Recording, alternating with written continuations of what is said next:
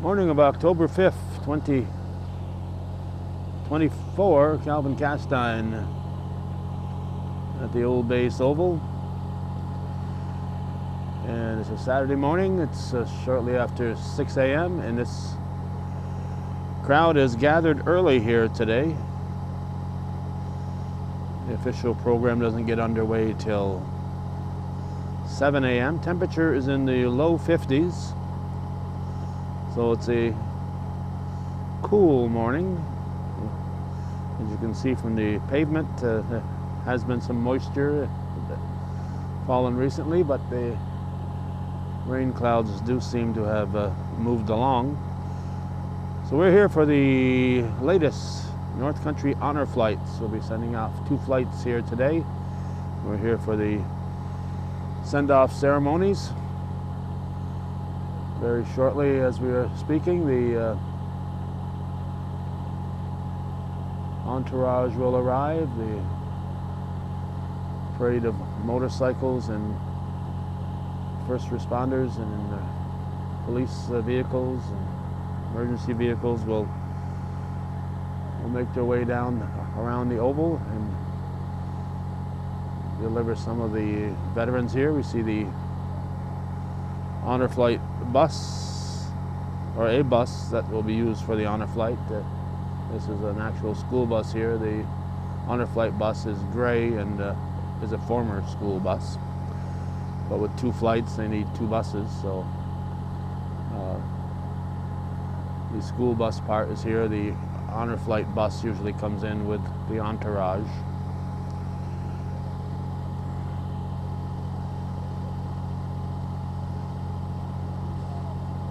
So it makes for some very interesting views here at this early morning get together. It'll be the last honor flights for 2024. And the folks who work so hard on this all year round will start planning for 2025, and I'm sure they've already started planning for 2025.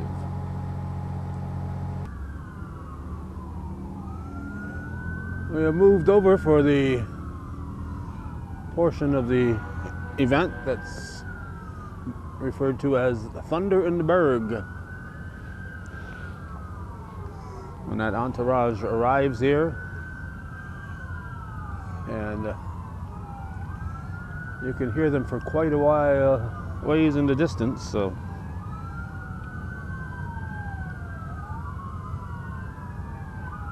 there are people here in Plattsburgh who are awakened 4 times a year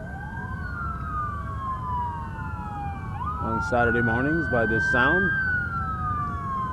Most people appreciate it and understand it. There are a few who complain, but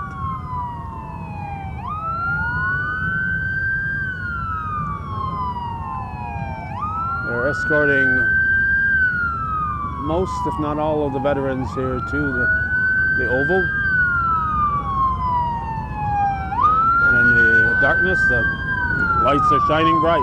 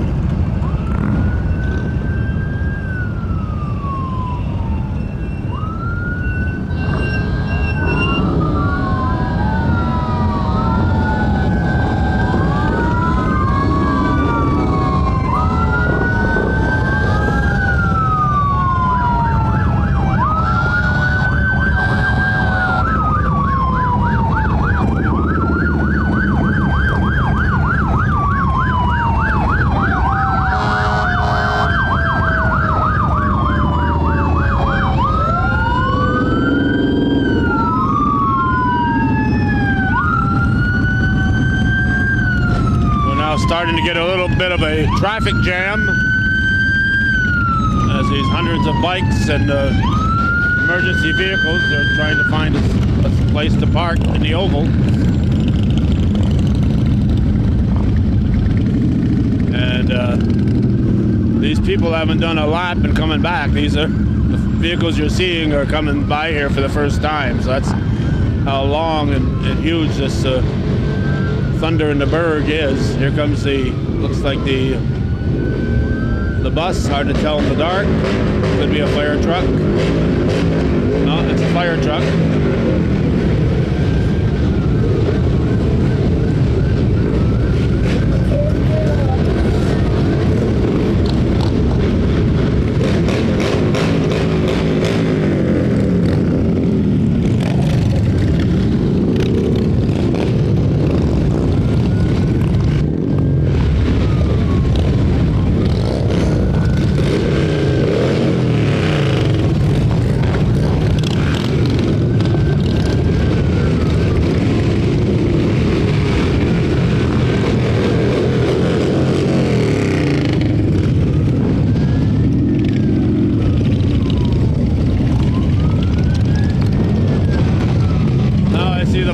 Background, still quite a ways away.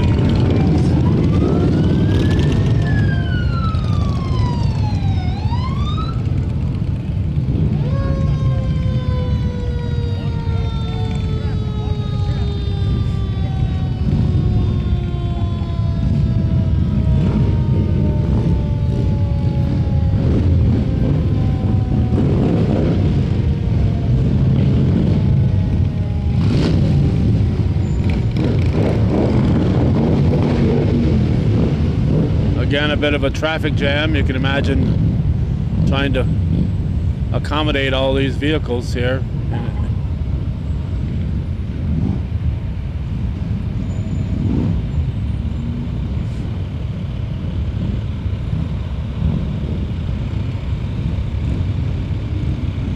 As we like to mention every time, we're very proud that we have been at every one of these honor flight send-offs.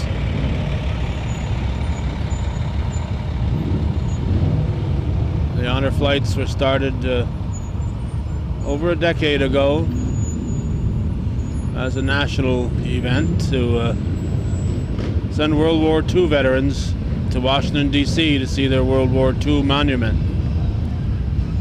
I believe the North Country honor flight, first flight was in 2013, if my memory serves me correctly. So this would be the 12th year, the 11th anniversary, but the 12th year of honor flights from the North Country. And the North Country takes in quite a while, not quite an area, not just Clinton County, but the surrounding counties into Vermont. We occasionally get a person who's living in Canada now who might come down and take part in the honor flights.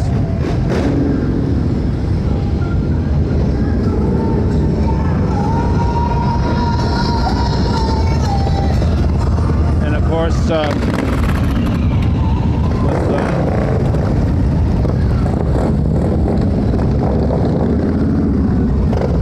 with time marching on, there's fewer and fewer World War II veterans. In fact, fewer and fewer Korean War veterans. So the main focus is on Vietnam veterans right now, but every veteran, Korean World War II who hasn't gone is encouraged to jump to the head of the line. And of course, if there's reasons to necessitate it, they also send veterans from recent conflicts too.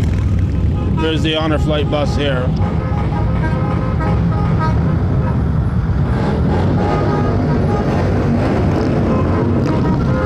With the barbers at the wheel and the door.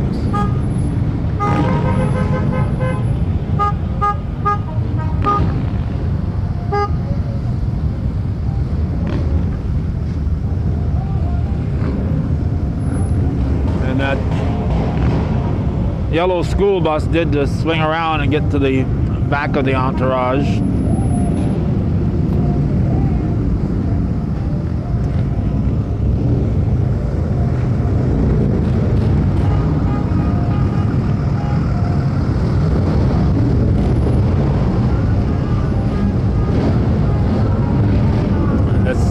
School bus today is from Saranac Central, and it's both 1618.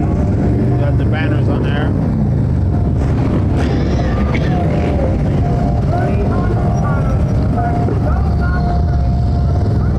We're getting to the end here. We're trying to avoid any copyrighted music, so we're going to move along here.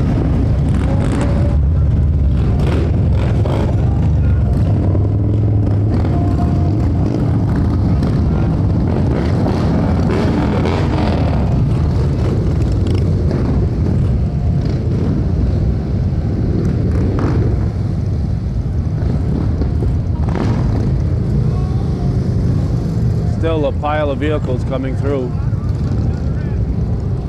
This is probably the longest thunder in the berg that we have seen.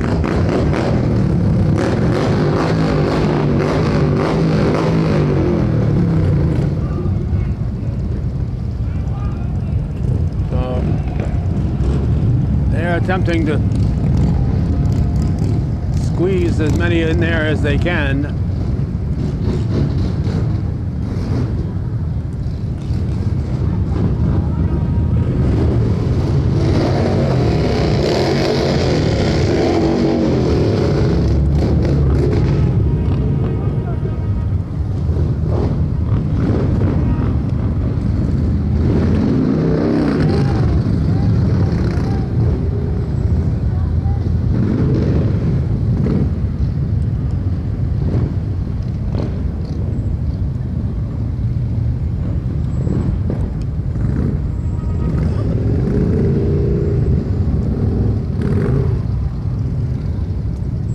There's a flashing emergency vehicle light in the back, and when that comes through, that'll conclude our look at the Thunder in the Berg portion of the October 5th, 2024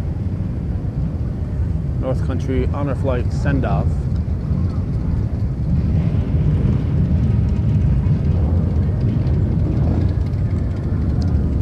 Not sure where they're going to park all these pickup trucks. Obviously, they take up a little bit more room than the average motorcycle does, and we'll try to keep moving here and get everybody who wants to be part of this welcoming entourage to at least get them on camera. It's amazing how many people show up, and I know the veterans appreciate it.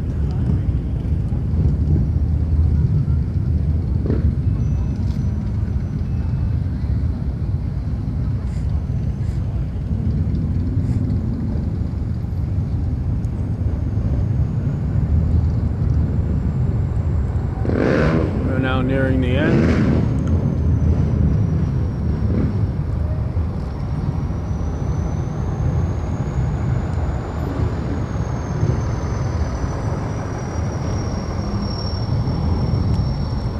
It's getting brighter out here, so we can actually read the writing on the emergency vehicles. So we'll get that last one with the red lights, and that'll end this coverage.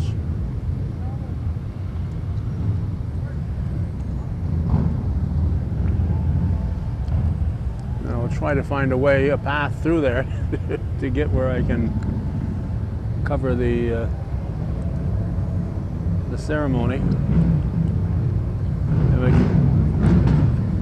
And we certainly more than once have to mention the hard work that goes into this by a very devoted committee.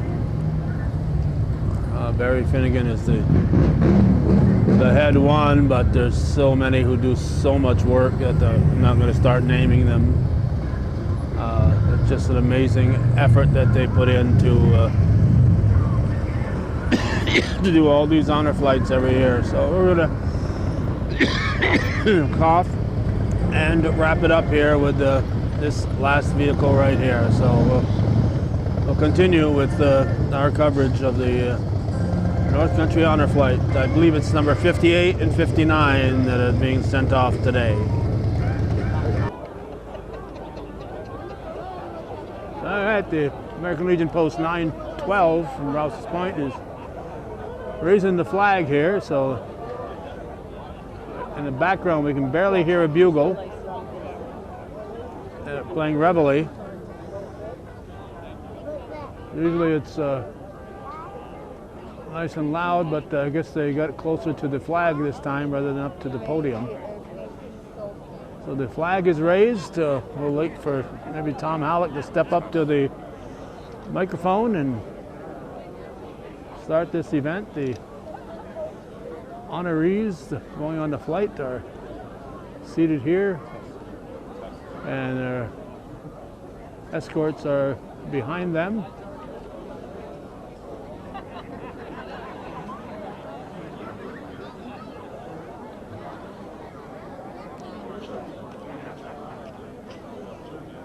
It's now 7 a.m. The mayor's here. And not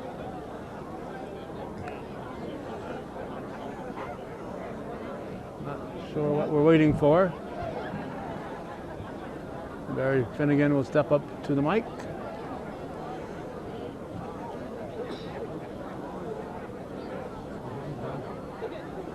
Good morning, everyone, and welcome to Honor Flights 58 and 59. All right.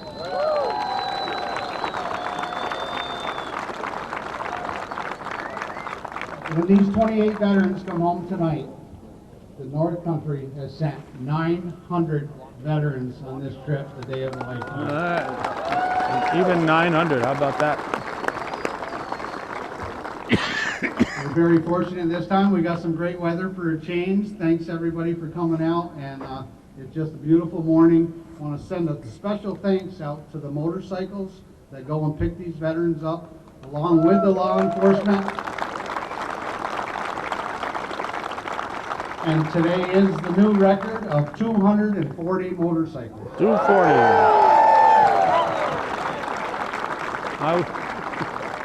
I'm not sure who counted them, but we'll take his word. There's a little bit of bad news that goes with that. Lloyd Provost is the guy that sets up all these escorts. He not only sets it up with the motorcycle people, he sets it up with the police units and the law enforcement and all the veterans to make sure everybody's in that spot at the same time to pick up the veterans and deliver them up to the mall. And it's an enormous amount of work. It's something that goes and happens that people don't realize just how much work it takes, and the communication and the hours and hours of phone call and setup. Unfortunately, Lloyd is, this is his last day of doing that. He might be moving out of the area. He took a task and just transformed it into his own system. And as we can see, it's just been unbelievable effective. We will never, ever be able to replace him, and we can't thank him enough for everything he's done for all these years. Thank you, Lloyd Provost.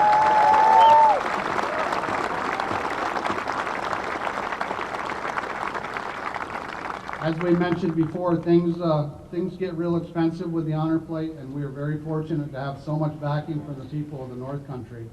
And this time we are very fortunate to have 2 flight sponsors, which is huge for us.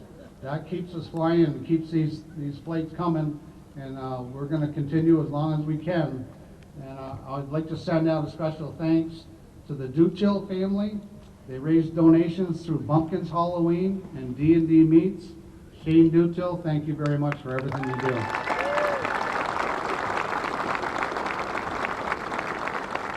And the Bumpkins Halloween is coming up soon, within the next couple of weeks. So if anybody hadn't seen that yet, better check it out. That's a great venue, and he does a remarkable job up there. I believe it's on the We are also Olena fortunate Road. to have another flight sponsor, which is Post 1618, the Saranac American Legion.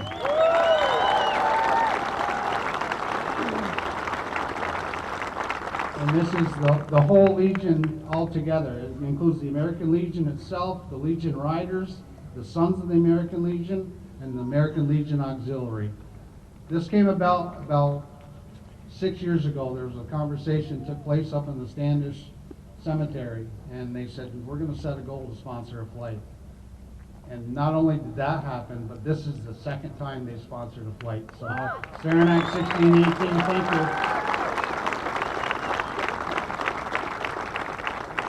Once again, thanks everybody for coming out this morning. It's a great day. I think this is a record crowd. Please come on back and tell your friends about it. I'm going to turn this over to the professional, Mr. Tom Hallett from Mountain Lake PBS.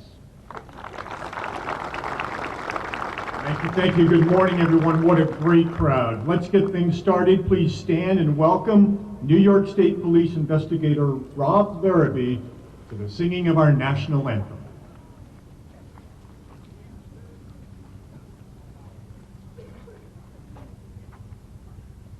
Oh, say, can you see by the dawn's early light what so proudly we hailed at the twilight's last gleaming, whose broad stripes and bright stars through the perilous fight o'er the ramparts we watched were so gallantly streaming, and the rocket's red glare, the bombs bursting in air, gave proof through the night that our flag was still there. Oh, say does that star-spangled banner yet wave o'er the land of the free and the home of the brave?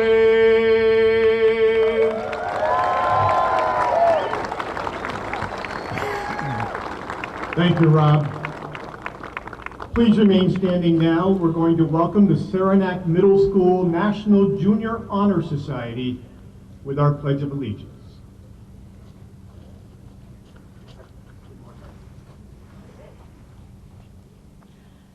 I pledge allegiance to the flag of the United States of America and to the republic for which it stands, one nation, under God, indivisible, with liberty and justice for all.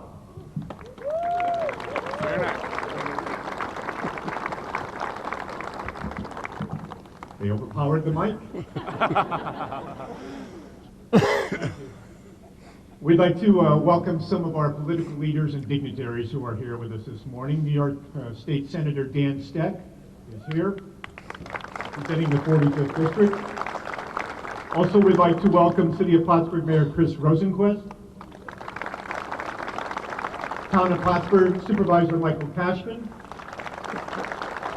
Members of the Clinton County Legislature are here with us this morning. Calvin Castine, Dave Bizio, Robbie Timmons, Wendell Hughes, and Kevin Ryan are all here with us. Kevin Randall are all here with us this morning. Also, we would like to welcome the Mayor of Malone, Andrea Dumas. She is also with the Franklin County Legislature, and also Greg Janicewski with the Franklin County Legislature is here. And from Essex County, please welcome Town of Lewis Supervisor Jim Monty. It is now my pleasure to introduce New York State Assemblyman Billy Jones with a very special announcement. The 100 grand announcement. Good morning, everyone. It's great to be here, and thank you all for coming out to honor our veterans. And how about those bikers, and what a wonderful job Lloyd has done putting this all together.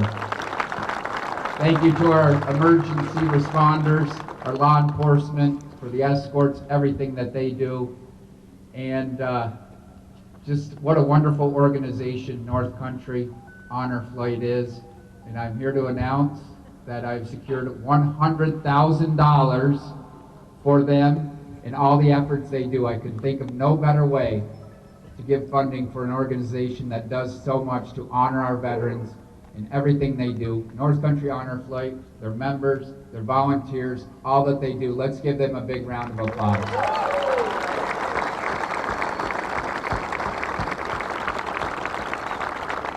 Thank you all for coming out here and honoring our veterans for the sacrifices they have made. And it's an honor to be a part of this. Thank you. God bless them. God bless America. Thank you, Assemblyman. We would now like to invite Shane Dutil up. As Barry mentioned, he and his family are sponsoring one of the flights today.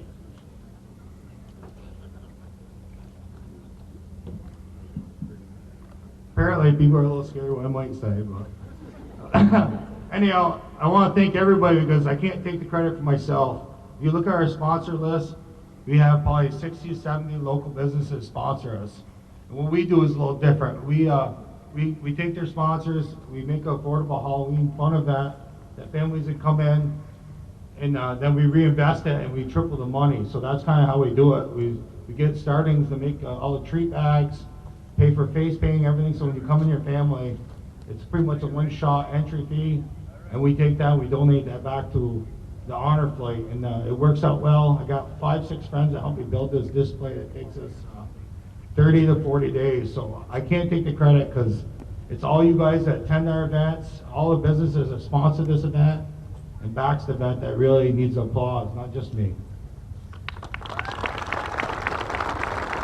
But I hope to see everybody October 18th for our special needs night. It's for our special community members, and it'll be less noisy, lower crowds and everything. And then October 19th is our Kids Day, and then our Haunted Trails is 26th. You can look on Facebook, and we're hoping to really raise the bar and see us beat our attendance of 2,000 people this year. So welcome everybody. Thank you, Shane. Again, I think it's on the Olena Road. Now, one of the special parts of our ceremony, the Morrisonville Elementary School Choir is here to perform Red, White, and Blue. Again, this is a, oops, Larry Bear's hurting them here. Have to move around the flag. We got a few of them. They're going to face the veterans. Roy Hurd, a decade or so ago, was at Morrisonville Elementary and worked with the students, and they created this song. So they've been singing it at the honor flights for at least a decade now. And it's, of course, the original students have moved on.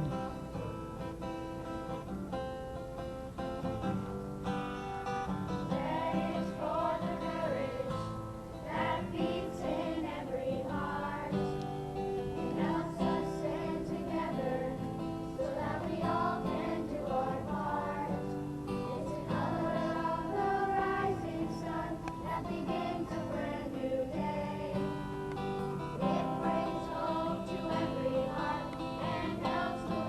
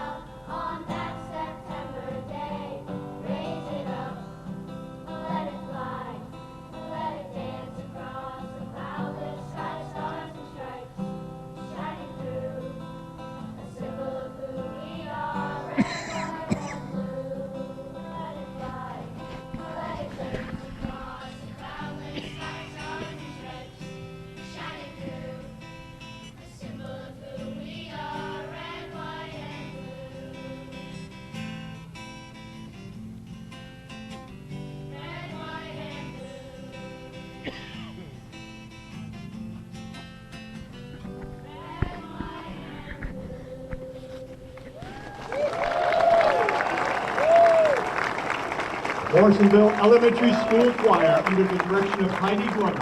Thank you very much. Please now join me in welcoming Joe Patton to the American Legion. They always sound good, but today they sound Joe's really going to good. pay tribute to the honor flight veterans that have passed since our last flight. We have a veteran who was on the last flight Morning. who passed away. Fortunately, we only have three. I don't know if it's fortunate or unfortunate, but we only have three names today. Compared to last time, we had many. When I read the names, I'd ask that if you're covered, please uncover. And after following, when I'm done, they will have a 3-round volley, followed by taps, followed by the Amazing Grace by our bagpipes. Lyman Gil Miller, Flight 15. Homer Lemire, Flight 32. Jack Harsh, Flight 57.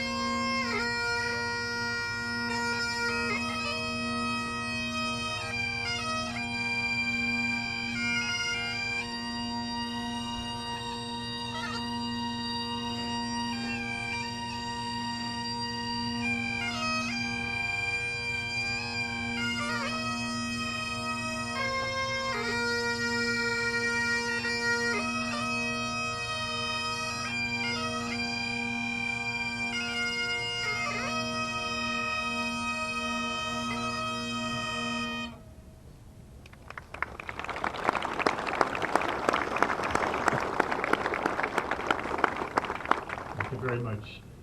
It is now my pleasure to introduce country music performer Larry Ebert to the singing of More Than a Name on a Wall. For coming out this morning. Thank God it's not raining. Somebody's with us, right? Thank you for your service, veterans. Thank you for all your sacrifices, your commitment, your dedication, everything that you gave us, your family. Thank you so much for that. When you get to the wall, I want you to put your hand on the wall. Touch the wall, and the wall is going to touch you. This next song is for all those whose names are there, and for all those who risked having their names on that wall.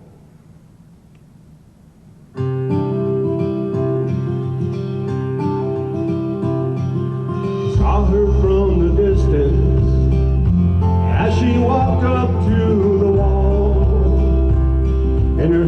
she held some flowers as her tears began to fall. And she took out pen and paper as to trace her memory. And she looked up to heaven, and the words she said were these. She said, Lord, my boy was special, and he meant so much to me. And oh, I'd love to see him just one more time, you see. All I have are the memories and the moments to recall. So Lord, could you tell him he's more than a name on a wall?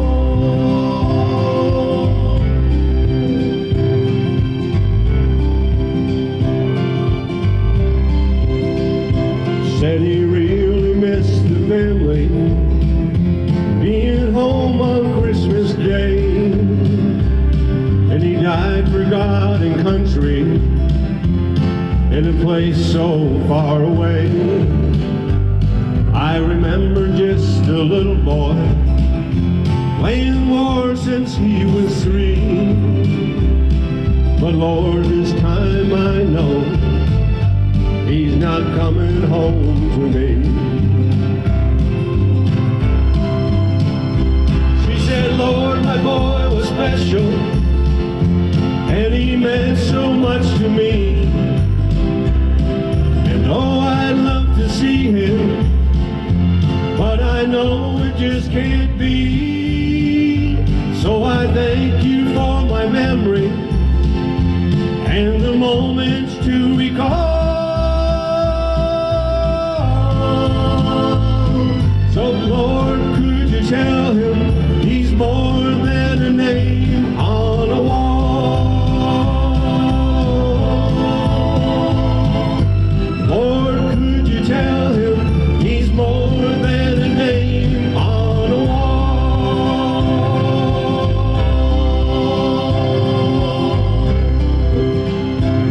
Thank you for your service, men.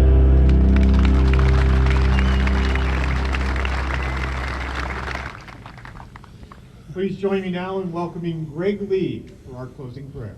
Okay, the Larry Eber song we do not put on cable. It's on our YouTube channel, but copyright problems. This is a surprise, but it's an honor as well. Greg Lee. We're going to have a prayer for our departing veterans. Please remove your headgear and bow down. Lord, we just thank you for this beautiful day you've given us so we can show honor to our veterans. Lord, we thank you for the crowd. We thank you for all of our area representatives that take time out of their busy schedule. But the time that these veterans took out of their time, their lives, to fight for us, that's what counts. Lord, we'd ask that you'd be with them today, give them a day that like they've never had before. Lord, we honor them, and we thank you for them. In Jesus' name, amen. Amen. Thank you. Thank you, Greg Lee. It is now my pleasure and my honor to introduce Director of Operations Janet Dupree to read the bios of the veterans heading on the flights today. All right, we're going to relocate. Keep the camera rolling in case she starts talking before we get there. I'm given the honor of introducing the veterans on flight number 58. Flight leader Gina Bond. We have such a tremendous crowd here today, and I want to remind everybody to respect our veterans.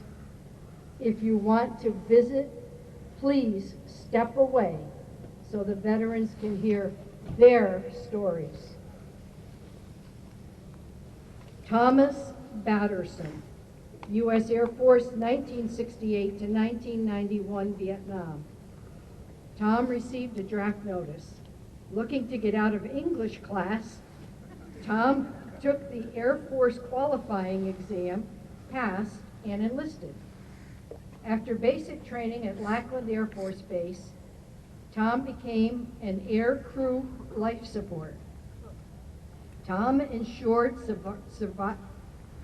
survivability for the flight crew on any aircraft. On leave, Tom joined his dad and an uncle for a drink. The drinking age was 21, and it was an honor to be served at age 18. Tom received many commendations for his 23 years of service. Today, on the wall, today at the Vietnam Wall, Tom will be touching the name of a best friend, David Van Blockum. Tom hopes to leave his guilt behind and find peace. Thomas Batterson.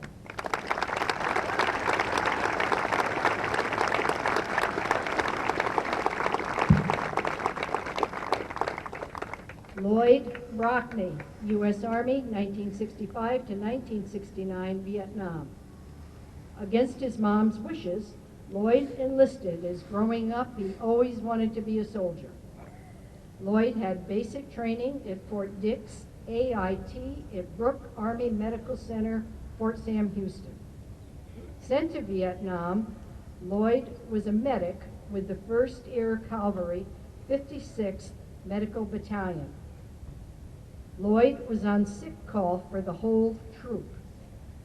Sitting in a slick Huey, about 200 feet in the air, Lloyd was shot down in Tay Ninh province. Lloyd's head was wedged in the tail of the helicopter. Knowing he had to get out, he couldn't move. Sadly, 5 comrades lost their lives that day. Lloyd received a Purple Heart for his heroism. Lloyd Brockney.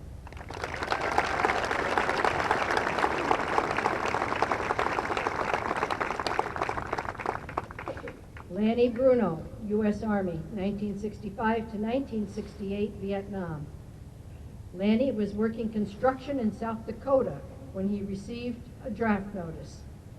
Lanny immediately got a flight and enlisted. After basic and AIT training at Fort Dix, Lanny drove trucks and then transferred to police duty. Lanny volunteered to attend diesel school and became a diesel mechanic. Sent to Germany on TDY, Lanny's buddy wanted to learn to ski at Zook's Pit. After a 2-hour lesson, he went to the mountaintop, skied down so fast he didn't know what to do, so he went to the ski lodge. Leaving Germany, Lanny was glad that instead of a boat, he flew to McGuire Air Force Base where he completed his years of service. Lanny Bruno.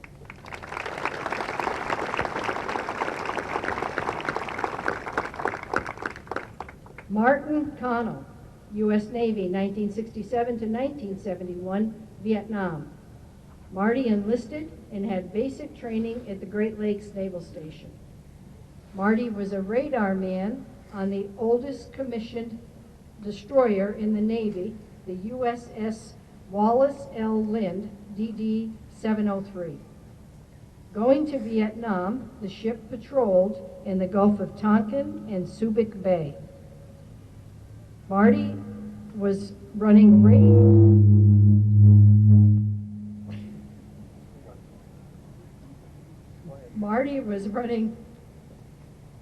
radar in North Vietnam at the Gulf of Tonkin when he was able to intercept transmissions that trucks were on the move coming toward them. Marty saved many lives that day, including pilots who were flying a mission over North Vietnam. On R&R in Hong Kong Harbor, Marty learned a lot from 2 girls who served as tour guides. And they offered him chicken blood soup. Marty Cano.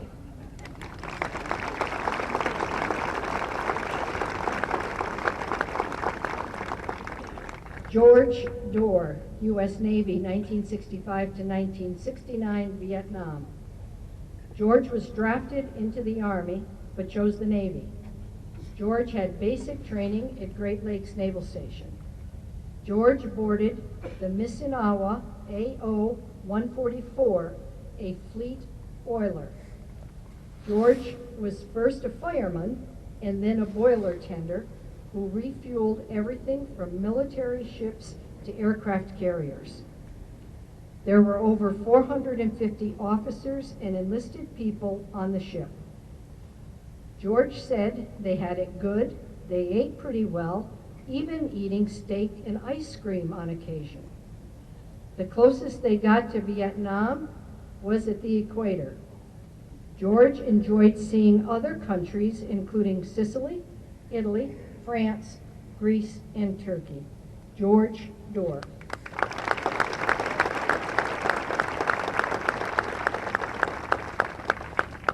Roger Dorr, U.S. Navy, 1967 to 1971, Vietnam. Like George, Roger was on the USS Missinawa 80144. Assigned to Vietnam at Can Rey Bay, Roger was an interpreter who spoke Vietnamese. Average firefights lasted 3 minutes. Roger received a call. Black Pony was flying a fixed-wing aircraft and asked if they were in trouble. The troops kept their heads down as Black Pony dumped everything they had. 300 enemies were gone. Roger's comrades were not injured. Roger received a Combat Action Ribbon for calling in fire support. Roger's 8-foot pet boa constrictor took care of the rats. 3 Dorr brothers served in the Navy. Roger Dorr.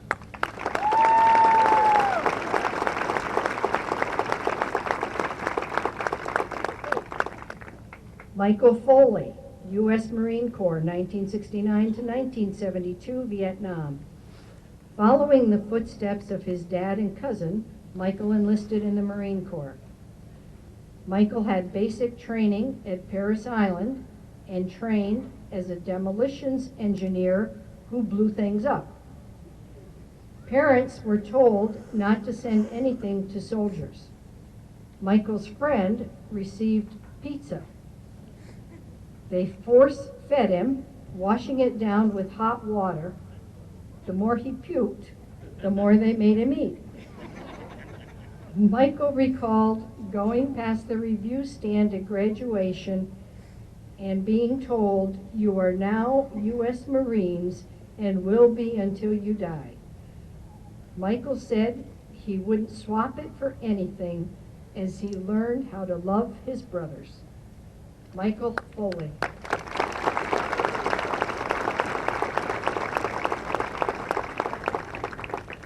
Leslie Hankins, Jr., U.S. Army, 1964 to 1968, Vietnam. Leslie enlisted, had basic training at Fort Dix, and then went to Defense Language Institute in Monterey, California.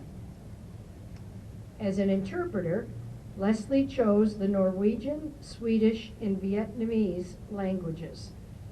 With the 1st Air Cavalry Helicopter Unit, Leslie translated conversations between the South Vietnamese, the Viet Cong, and the North Vietnamese Army. At basic camp, a Vietnam resident said shots were fired.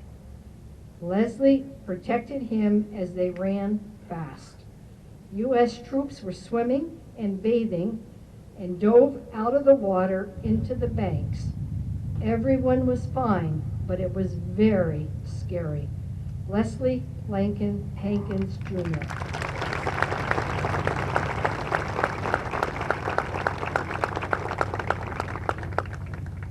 James Hoy, U.S. Air Force, 1968 to 1972, Vietnam.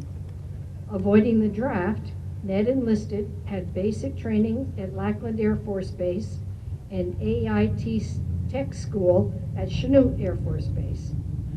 Ned was expedited due to the Vietnam War.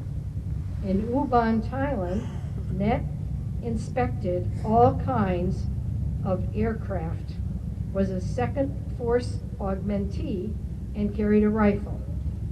At Hill Air Force Base, Ned X-rayed munitions and the Minuteman missiles. On a 3-day weekend pass, Ned was home for Christmas. Ned drove his gold and white 1968 Pontiac Firebird cross country. Called to report for duty, the first sergeant looked at Ned's license plate and said, "Get out of here, nobody will believe this story." James Hoy.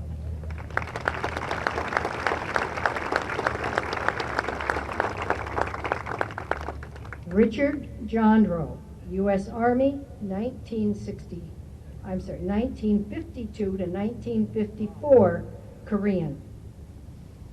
Richard was drafted, flown in the night on a C-46 for basic training at Fort Jackson. Sent to Korea, Richard, an infantryman, was in a combat zone with about 100 soldiers in their small unit. They were in tents next to each other, got to know each other, and they were too scared to be smart enough they were too smart to be smart enough to be scared. Roger drove an officer in a Jeep over 8,600 miles, including going through many tunnels and a trip to Seoul to get moonshine. Driving to a USO show with Marilyn Monroe, the lieutenant got off a helicopter and got a front row seat. Richard was about 40 miles back. Koreans did his laundry, and Richard said the mess hall was really great. Richard was an ambassador of peace, enjoyed going to Mass, especially on Easter when it was serene and he felt safe. The ceasefire took place on Richard's wedding anniversary. Let's hear it for 92-year-old Richard Jondro.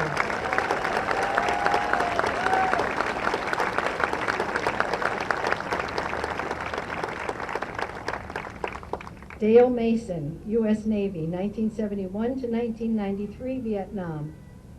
Dale had basic training at Naval Training Center, San Diego. Dale was a dispensing clerk, handing out paychecks. He was everyone's favorite person. Assigned to the USS Shasta, AE-33, an ammunition ship, each sailor received a case of Shasta soda. Dale was a bosun mate, a first loader on a 3-inch 50 caliber gun. He loaded ammunition on shells 2 feet high to keep shells ready. With the ceasefire, Dale joined the 7th Fleet, where all ships and carriers came together, returning to the Subic Bay. For his 22 years of service, Dale received many commendations, including a 2nd star for the Vietnamese ceasefire. Dale Mason.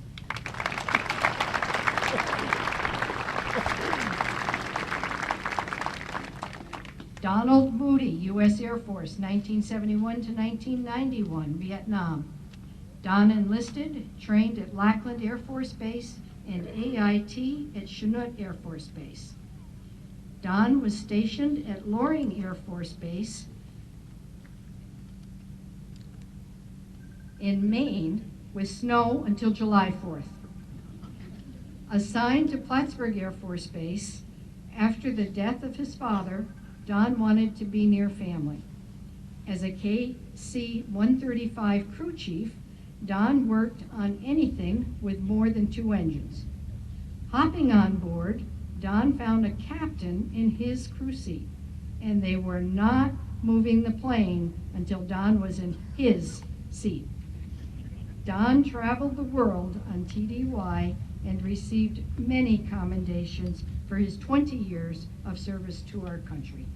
Donald Moody.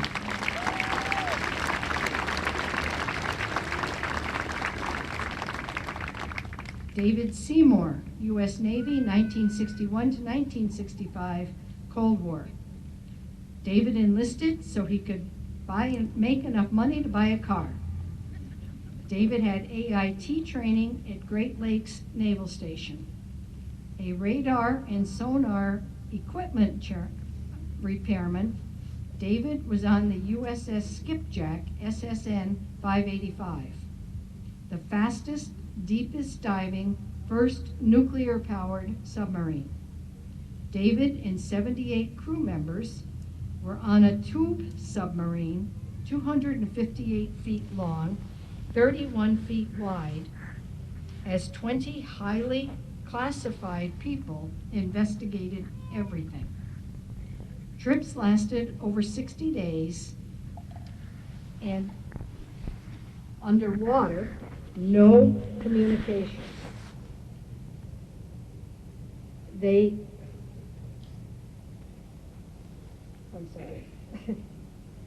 spied on Russia and Cuba and were there when the Cuban Missile Crisis happened.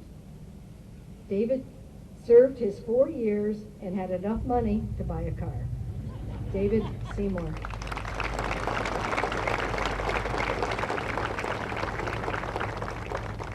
Edmund Woodard, U.S. Marine Corps, 1965 to 1969, Vietnam. Right out of high school, Ed enlisted and trained as a helicopter mechanic at Parris Island. Aboard the USS Okinawa, LPH-3, Ed was ordered to Vietnam. Mortar attacks on their tents were hit a tent, skip a tent. Luckily, they skipped Ed's tent. Marine helicopter crew chief and a gunman, Ed participated in over 140 combat missions. On a life-saving mission in a Sikorsky helicopter, Ed earned a Sikorsky Winged S. Ed received 7 air medals and was authorized to wear the Combat Air Crewman Wings with 3 stars, and he received many commendations for his service to our country. Edmund Woodard.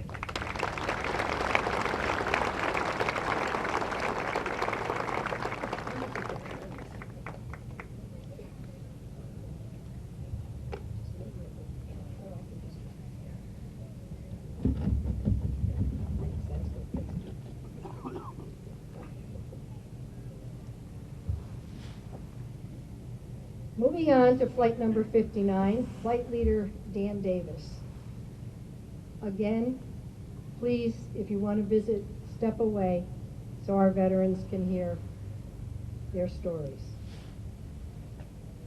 Richard Barnier, U.S. Army, 1949 to 1953, Korean.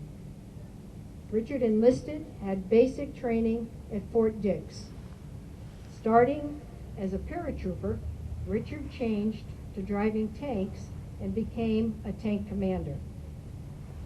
During an amphibious operation, timing of high tides was crucial for successful landing of UN forces, needing a significant landing with wave-like effects on the battlefront.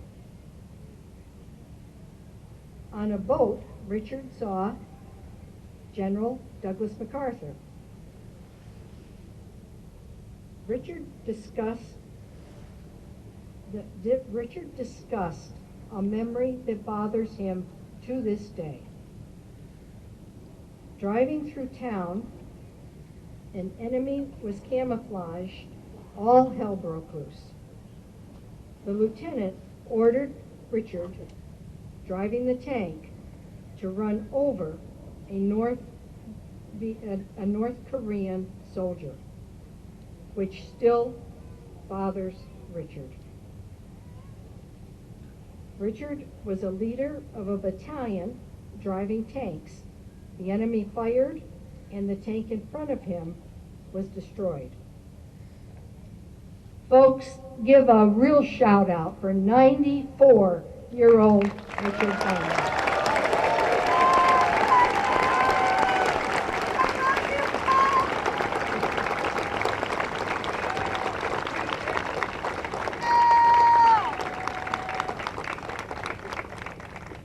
Ricky Clark, U.S. Navy, 1966 to 1969, Vietnam. Ricky enlisted, had basic training at Great Lakes Naval Station. On sea duty, Ricky, a decade, worked in the engine room. With a bucket, Ricky would bilge dive, lift deck plates up, degrease them with rags, careful not to touch the hot pipes. Ricky said they saw conflict off the coast of Vietnam. Ricky was a night hookman on a replenishment ship. 2 ships running side by side, synchronized speeds and courses as pallets were stacked 5 feet high, carrying hundreds of pounds of supplies.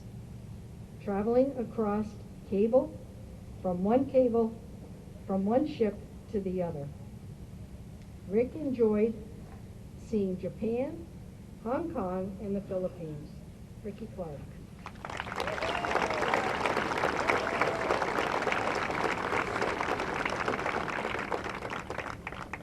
James DeLucas, U.S. Air Force, 1971 to 1995, Cold War. James had ROTC at MIT. At Eglin Air Force Base, Jim's residency was family practice. Sent to Plattsburgh Air Force Base, Jim was chief of family practice. Jim's second residency was aerospace medicine and a master's in public health. After a year in Korea, Jim returned to Plattsburgh, practiced medicine, and at the closing ceremony was the last hospital commander. In an F-16, Jim felt he was shot out of a cannon. After the loss of the Challenger spaceship, Jim was the first to test seating and parachute weights as an escape system. His brother blasted off on the Columbia in the very same seat Jim tested. Jim served 24 years in military service. James DeLucas.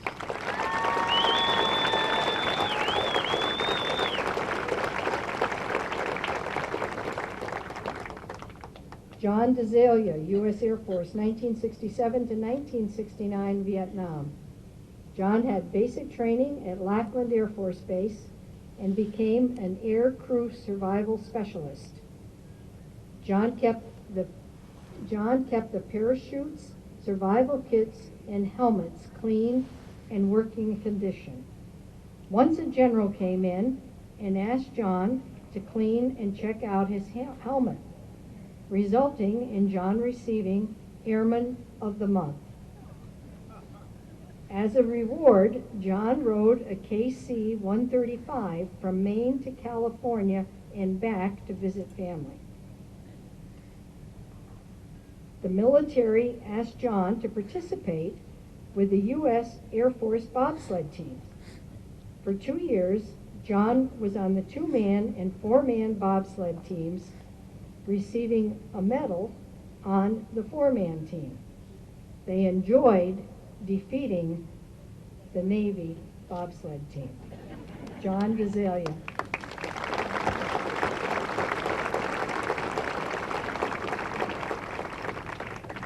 James Farrell, U.S. Marine Corps, 1963 to 1967, Vietnam.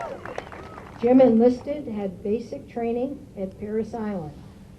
At Camp Geiger and Camp Lejeune, Jim had AIT training with the 3rd Infantry Division. Back from Vietnam, Jim had motor transport in Okinawa with the 3rd Battalion, 2nd, 3rd, 4th, and 5th Marine Divisions at the beach, loading and unloading ammunition on the ships. Re-enlisting, Jim spent 2 years at Portsmouth Naval Shipyard, delivering flags to the fallen at military funerals and serving as an honor guard. Jim recalls a day in Okinawa, drinking whiskey and a full bottle of champagne, jumping into a pool, fully clothed. James Farrell.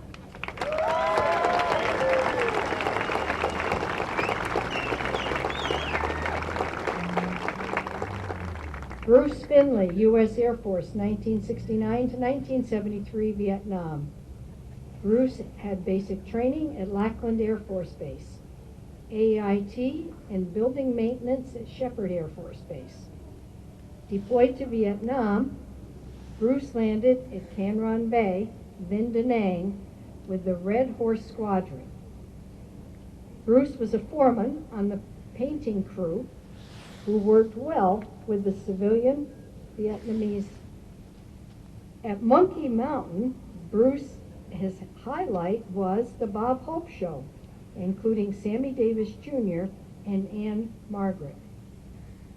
This summer, after 51 years, Bruce and his closest buddy, Bill Bennett, reunited. Bruce and Bill were under a rocket attack. Hurrying to collect their helmets and vests, they collided into each other out of the tent. Bruce and Bill have many stories and memories to share. Bruce Finley.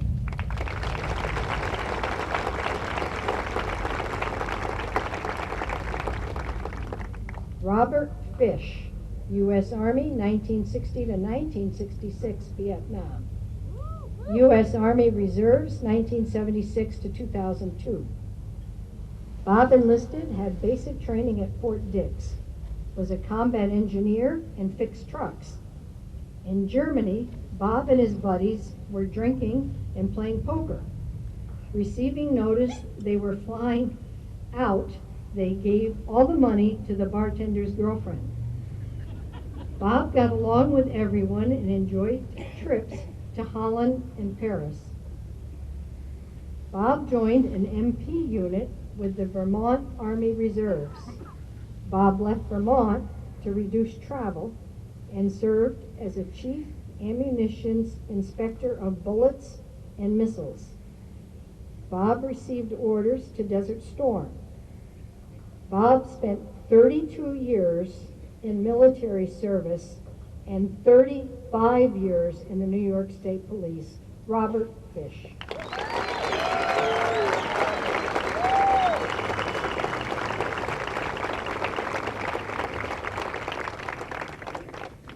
Richard Fornia, U.S. Army, 1972 to 1975, Vietnam. Rick enlisted, had basic training at Fort Dix and AIT with the 25th Infantry Division. Rick trained with the infantry platoon with the Australian Army and in South Korea. Rick served with the 1st Battalion, 19th Infantry, with 2 friends in Hawaii. Sent to Germany, Rick was with the 1st Armored Personnel Carrier anti-tank missiles. Rick said he would do it all over again. Rick and 2 other dedicated friends, James Farrell and Todd Perry, also on today's flight, have supported the American Legion 1618 in Saranac for 22 years.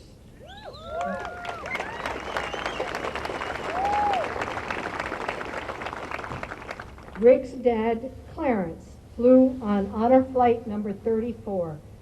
Richard Pernia.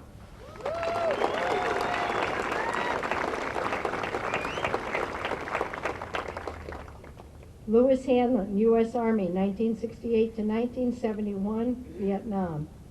Lewis enlisted, had basic training at Fort Bragg, and AIT training in artillery and cannoneer at Fort Sill.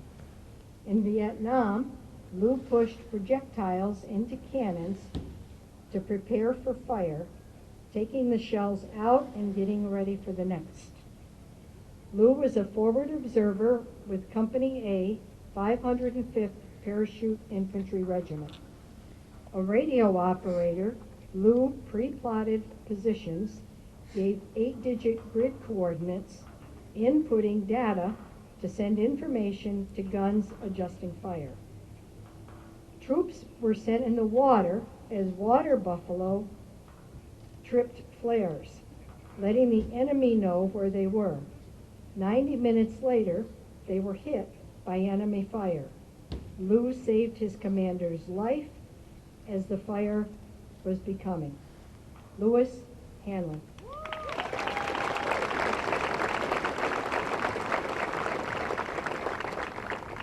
Lawrence LeBombard, U.S. Army, 1958 to 1960, Korean. Lawrence was working in the Rochester State Hospital when he got his draft letter. Lawrence had basic training at Fort Jackson, and as they watched Elvis Presley get a haircut, Lawrence was sent to a missile base in Rhode Island. Lawrence had top secret clearance. Lawrence was scared the first time he drove a combat truck through Boston carrying live warhead missiles. On guard duty, Lawrence guarded the missiles, assuring no one was getting on the base. On KP duty, Lawrence saw a piece of cardboard. As he picked it up, he found a live grenade with the pin out. Putting it down, Lord contacted the sergeant, and they moved the live grenade to another location. Lawrence did not like flying to Korea, and he has not been on a plane since 1958. We absolutely promise Lawrence a great flight. 89-year-old Lawrence LeBombard.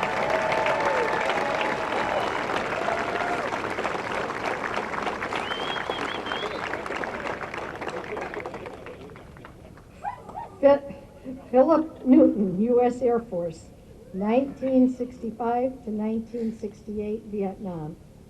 Phil enlisted, had basic training at the Lackland Air Force Base. Phil was deployed to Tu Hoa, Vietnam, during the Tet Offensive. Phil was a security police with the 31st Squadron, Tactical Fighter Wing. Doing law enforcement at the gate, Phil also rode patrol escorting Vietnamese in and out of town. On MP duty, Phil did gate checks. Old wooden gates were being replaced by brick ones. Women, mamasans, were tearing down the gates with crowbars.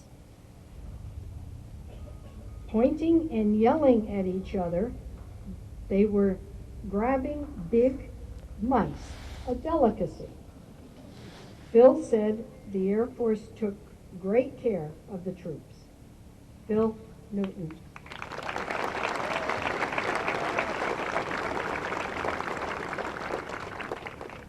Todd Perry, U.S. Army, Desert Storm. With a delayed enlistment, Todd had basic training at Fort Jackson and AIT at Fort Leonard Wood in a specialized program for truck drivers. When he signed the papers, Todd knew it was his duty to go to Desert Storm. Todd drove trucks and was a heavy vehicle mechanic. In Germany, Todd was part of the running ammunition and multiple launch rocket systems that were loaded on rail beds, and shipped out. Todd has no regrets. He got to learn and see a lot. They had a job to do, and they did it. Todd misses the camaraderie. Todd Perry.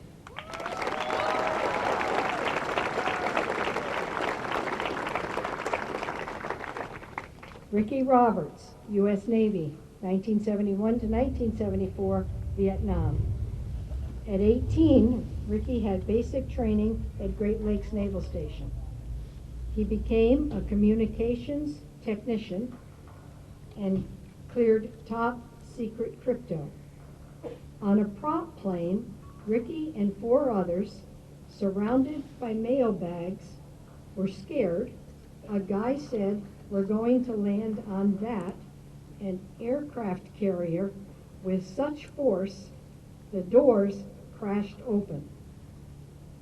Ricky received a Morse code from the North Vietnamese, and he broke the codes within 30 minutes.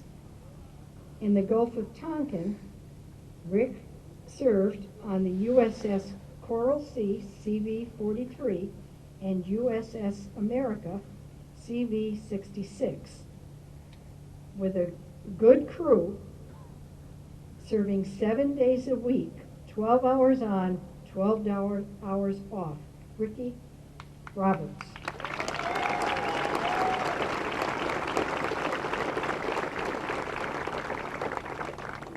Edward Saunders, U.S. Air Force, 1975 to 1995, Desert Storm. At Lakeland and Chinook Air Force bases, Ed trained in aircraft maintenance.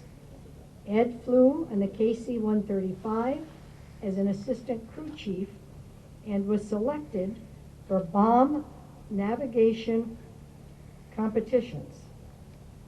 Ed's boss expected him to perform at a high level. Well, they didn't win the Saunders Trophy. At Ellsworth Air Force Base, every Friday, they flew a mission orbiting North and South Dakota, Wyoming, and Nebraska with a first-star general and other officers aboard in case a button had to be pushed, launching missiles. Ordered to Plattsburgh Air Force Base, Ed attended the first class of the Strategic Air Command. Ed served our country for 20 years. Edward Saunders.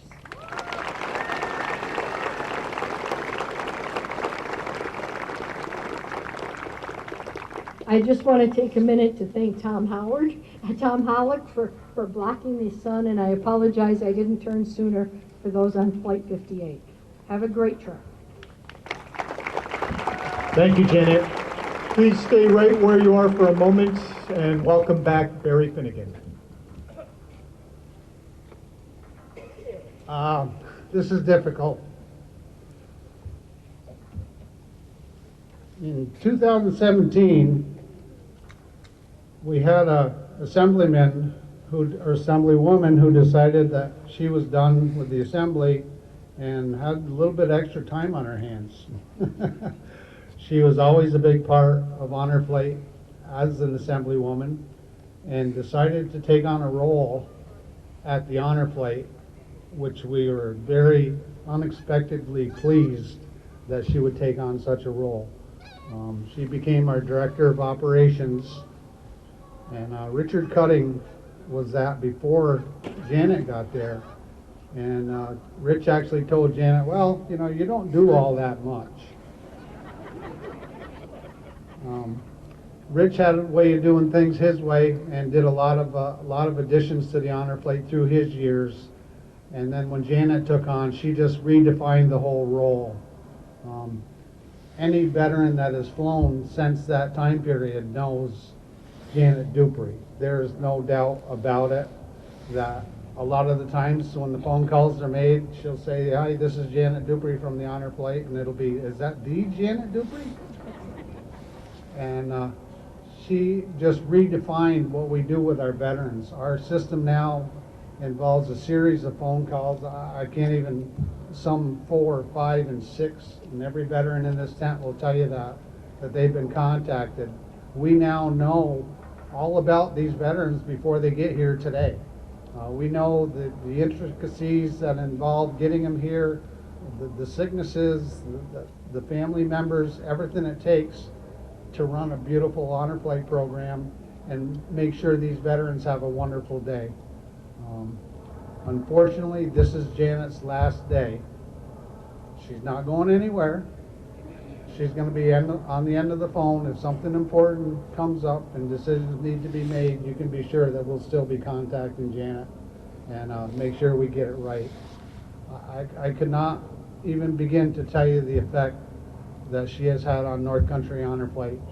All of this today has developed because of her contributions, and we can't thank Janet enough. Please, the amount of veterans and the lives that have been touched are just incredible. You know, we say a certain number of veterans. Well, you got to remember each of those veterans has 10, 12, 20 family members that are also touched by this program. And nobody has been a bigger contributor to this program.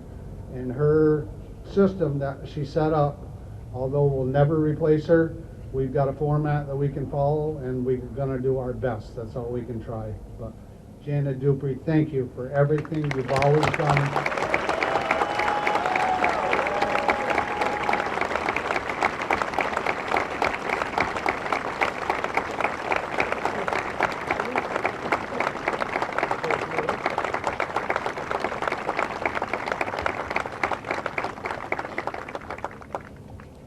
Wow. This is a tough day for Barry and me both. We kind of started together, and we've kind of sort of, in fact, many times have called ourselves the Irish twins. I appreciate the thoughts. I can't tell you, I say it to each of these veterans, to every veteran who has gone, to every veteran who will go. This is the greatest honor of my life, to have been able to meet and visit with and celebrate with so many. Thank all of our people who have been here. It's not just me. I think Barry over-exaggerated a little. Thank you to all of you, and no, I'm not going anyplace. I'm just tired.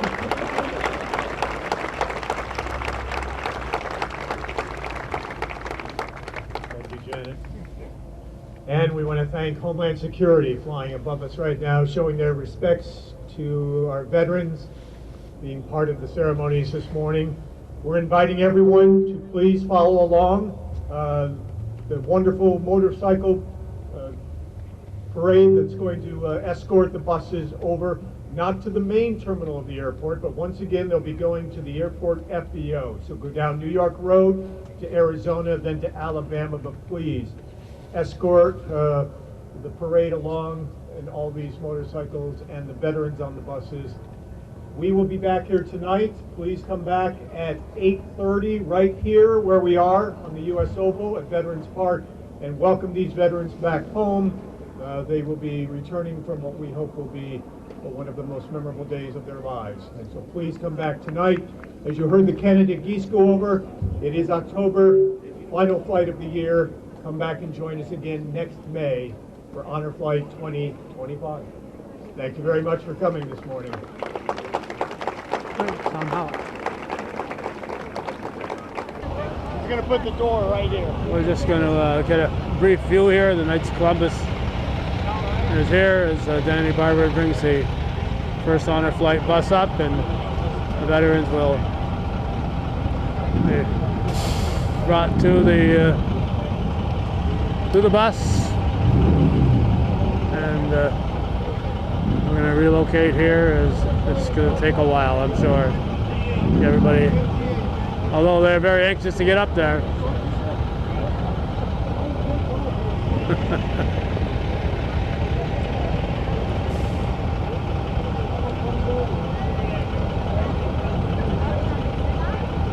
They're moving double time there.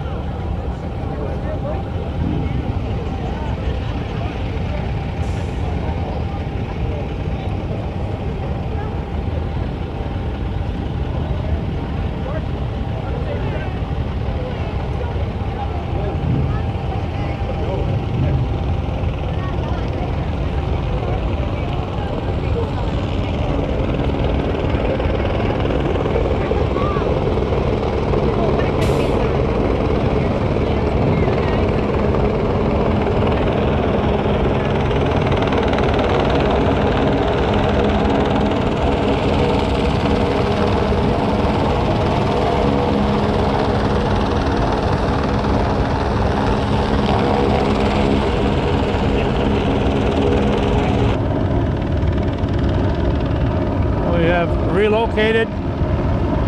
The chopper is such a position where we can't quite get a view of it because of its relationship to the sun, the bright sun right now. We've relocated here to get the vehicles when they leave here, the escort. And as we've found out in recent times, these escorts have gotten so long that we're no longer able to get them leaving here, then getting over to the point where they go around the oval and exit the former air base here. So we got my wife Judy Castine stationed there, and she will get this this parade as it's leaving here, exiting the oval. I'm getting it as it's entering the oval. The signal has been given.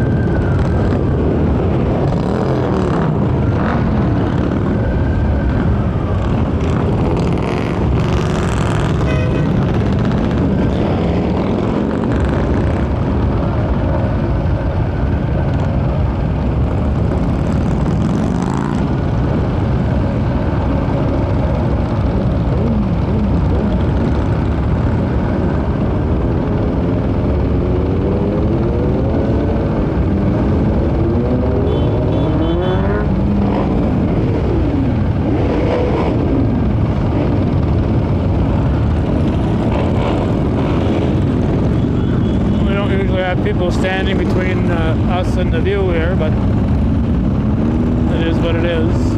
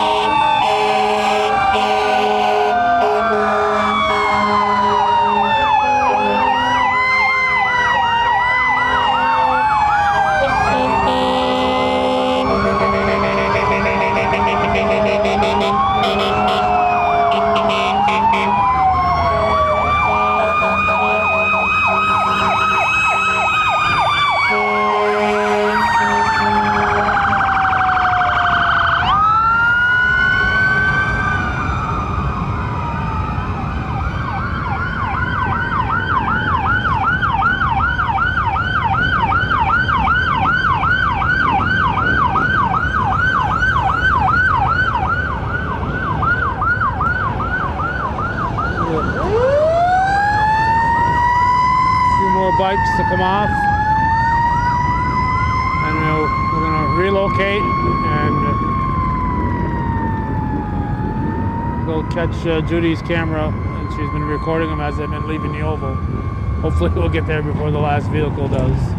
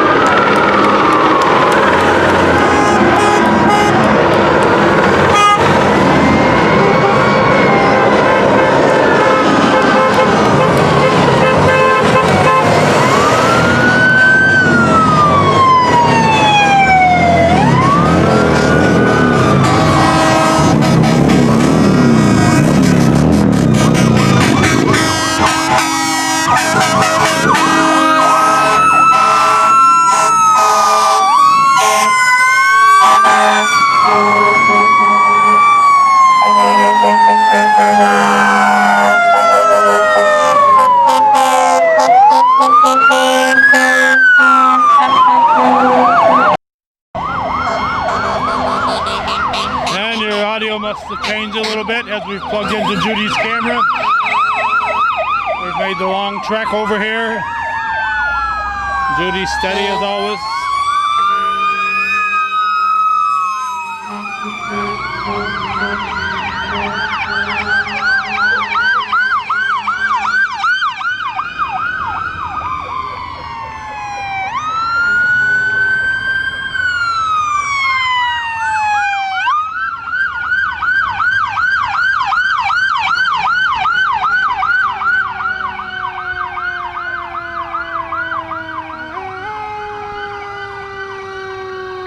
Last fire truck comes into view. There's another vehicle coming behind it with a flag. We'll follow the vehicle with the flag.